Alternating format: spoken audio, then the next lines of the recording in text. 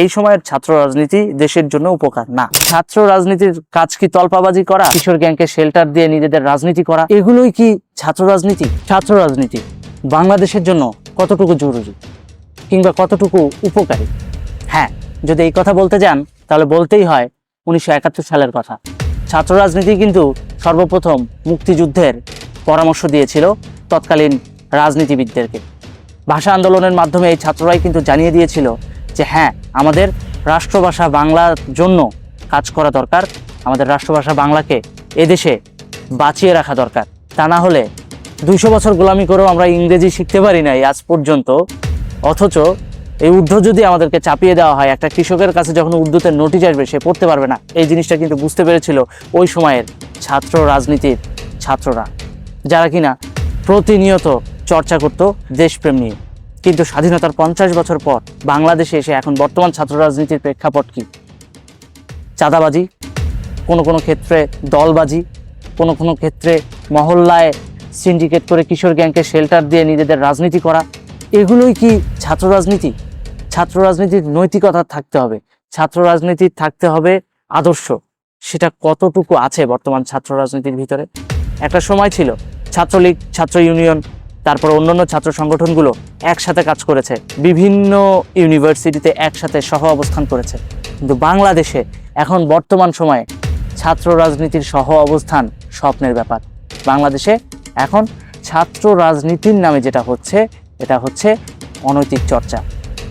আর ছাত্র রাজনীতির স্থানীয় পর্যায়ের কমিটিগুলোর দিকে তাকালে তো বোঝাই যায় কতটা নিম্নমানের চর্চা হচ্ছে ছাত্র রাজনীতির নামে। তো এটা ভবিষ্যতে বাংলাদেশের ছাত্র রাজনীতিকে দিন দিন আস্থা করে নিক্ষেপ করবে, এটাই স্বাভাবিক, হয়ে আসতেছে এরকম। তবে আমাদের উচিত যে বাংলাদেশের ছাত্র রাজনীতির মাঝে বঙ্গবন্ধুর আদর্শ, দেশপ্রেমের আদর্শের চর্চা করা। এখন বর্তমান সময়ের দেশপ্রেমের প্রেক্ষাপটই চেঞ্জ হয়ে গেছে। বর্তমান সময়ের দেশপ্রেম মানেই হচ্ছে নেতাদের তল্পাবাজি করা, চাঁদাবাজি করা, পয়সা ইনকাম করা, এগুলো। কিন্তু ছাত্রদের কাজ কি এগুলো? এগুলো মোটেও না। বর্তমান সময়ের ছাত্র রাজনীতি দেশের জন্য উপকারী না। যেটা অতীতে ছিল, অতীতের ছাত্র রাজনীতি কিন্তু দেশের জন্য উপকারী ছিল, কিন্তু বর্তমান সময়ে ছাত্র রাজনীতি দেশের জন্য উপকারী না। এই কারণেই উপকারী না, কারণ ডাকসুতে আগে সব দলের রিপ্রেজেন্টেটিভ থাকতো এবং ডাকসুর মাধ্যমেই কিন্তু ছাত্র রাজনীতির বিভিন্ন প্যানেলগুলো চর্চা করত, বিভিন্ন দলও কিন্তু চর্চা করত। আর এখন ডাকসুই বন্ধ, ডাকসু নির্বাচনই বন্ধ। তো ডাকসু নির্বাচন বন্ধ হয়ে গেলে কি লাভ? ওই যে যার দল, রাজনৈতিক দল অনুসরণ করে, সেই দলের রাজনৈতিক দলের যে ছাত্র সংগঠনগুলো আছে সেগুলোই এখন যে যার মতো তল্পাবাজি করবে, এছাড়া তো আর উপায় নাই। কিন্তু ছাত্র রাজনীতির কাজ কি তল্পাবাজি করা, পাচাটা?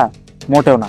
ছাত্র রাজনীতির কাজ হচ্ছে দেশের বিভিন্ন বিষয় নিয়ে গবেষণার মাধ্যমে ইস্যু তৈরি করে সরকারকে বুঝিয়ে দেওয়া যে বর্তমানে এই সময়টা খারাপ হচ্ছে, এই জিনিসটা খারাপ লাগতেছে, এই জিনিসটা ঠিক করা দরকার। এগুলো যেমন 52 সালে ছাত্ররা করছে কি, যে আমাদের রাষ্ট্রভাষা উর্দু করবে, সর্বপ্রথম কিন্তু ছাত্ররাই এটাকে বিরোধিতা করছিল। তারপরে না সরকার এবং অন্যান্য রাজনৈতিক দল মিলে এটা একটা সিচুয়েশন ক্রিয়েট করে পরবর্তীতে 52 ভাষা আন্দোলনের মাধ্যমে রফিক, সালাম, জব্বার যারা কিনা রক্ত দিয়েছেন তাদের মাধ্যমে কিন্তু আমাদের বাংলা ভাষাটাকে সুপ্রতিষ্ঠিত করা হয়েছিল তৎকালীন পাকিস্তান। তাহলে এখন এই সময়ে এসে অনেক দুর্নীতিগ্রস্ত অনেক বিষয় আছে, দেশের অনেক মিসম্যানেজমেন্ট আছে, সেগুলো কি ছাত্র রাজনীতির মাধ্যমে সমাধান করা সম্ভব না? অবশ্যই সম্ভব। ছাত্ররা কি চাইলে পারে না যে মজুদদারদের গুদামে অভিযান চালাইতে, লুট করতে না, অভিযান চালাইতে? ছাত্ররা কি পারে না তাদের কমিউনিটি নিয়ে, যারা কিনা দেশের কৃত্রিম খাদ্য সংকট ঘটাতে চায়, সেই জায়গায় গিয়ে হস্তক্ষেপ করতে? যেই মিসম্যানেজমেন্টগুলো আছে, যে ইস্যুগুলো আছে, এগুলোতে অভিযান চালাইতেই পারে তারা সম্মিলিতভাবে।